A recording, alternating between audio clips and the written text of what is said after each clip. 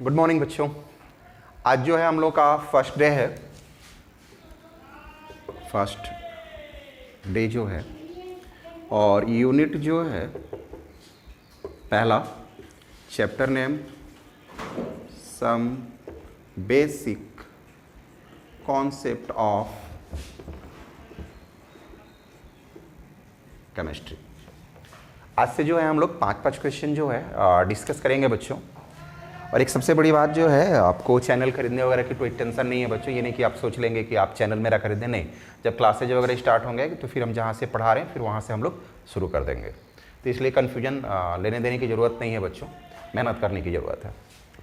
तो हम लोग जो है सम बेसिक कॉन्सेप्ट, और आप लोग के 5 क्वेश्चन दिए गए हैं।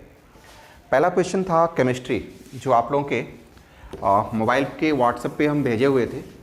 तो उसमें पहला था केमिस्ट्री हम लोग किसे कहेंगे। केमिस्ट्री किसे कहेंगे, तो केमिस्ट्री का डिफिनीशन आप ढेर सारा जानते हैं। तो उसमें से पहला डिफिनीशन ये हो सकता है कि chemistry is the branch of science we study about atom and molecules, पहला, जो कि उतना सुटेबल नहीं है। तो दूसरा हम लोग डिफिनीशन जो है लिखते हैं या समझने की कोशिश करते हैं। Chemistry is the branch of science we study about physical property, composition, structure and chemical changes of matter.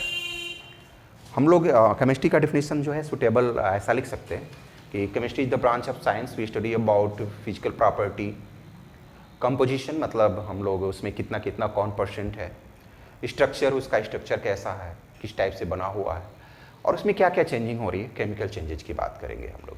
तो ये हमारा केमिस्ट्री है। और आप लोग का एक दूसरा क्वेश्चन हम दिए हुए हैं, इनऑर्गेनिक केमिस्ट्री की बात कर रहे हैं। तो ये पहला हमारा क्वेश्चन था, ये दूसरा इनऑर्गेनिक केमिस्ट्री। इसके बारे में डिस्कस किया जाए कि इनऑर्गेनिक केमिस्ट्री क्या है। तो 118 है, इसमें से एक को छोड़ दिया जाए, कार्बन को, तो बचे 117, 117। तो इसका डिफिनीशन ये बनाएंगे हम लोग कि chemistry is the branch of science we study about all elements and its compound, all elements and its compound except carbon। Clear है बच्चों? फिर से सुनते हैं।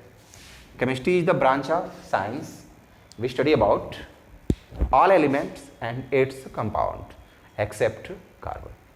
मतलब कार्बन को छोड़ दिया जाए, उसके कंपाउंड्स को छोड़ दिया जाए और बारे में स्टडी किया जाए तो हमारा इनऑर्गेनिक केमिस्ट्री होता है।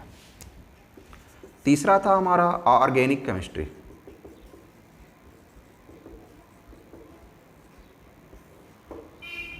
ऑर्गेनिक मतलब इसमें हमें कार्बन से मतलब, बाकी 117 से मतलब नहीं है। तो आपका डेफिनेशन ये बनता है बच्चों कि organic chemistry is the branch of chemistry we study about carbon and its compound, only carbon and its compound. फिर से सुनेंगे कि organic chemistry is the branch of chemistry we study about carbon and its compound. मतलब जैसे CH4 हो, C2, H6 हो, जितने भी कार्बन्स हो जो ऑर्गेनिक केमिस्ट्री में पढ़ते हैं उसके बारे में। एक तीसरा क्वेश्चन जो है आप लोगों को दिए थे हम बायोकेमिस्ट्री के बारे में। तो बायोकेमिस्ट्री में जैसे मान लिया जाए कि जितने भी प्लांट्स हैं, एनिमल्स हैं, या जो भी दिख रहा है, जो लिविंग थिंग्स हैं, उससे जो हम लोग सबस्टांस को ऑब्टेंड करते हैं या उनमें जो केमिकल प्रोसेस होते हैं उसको हम लोग ऑर्गेनिक केमिस्ट्री कहते हैं।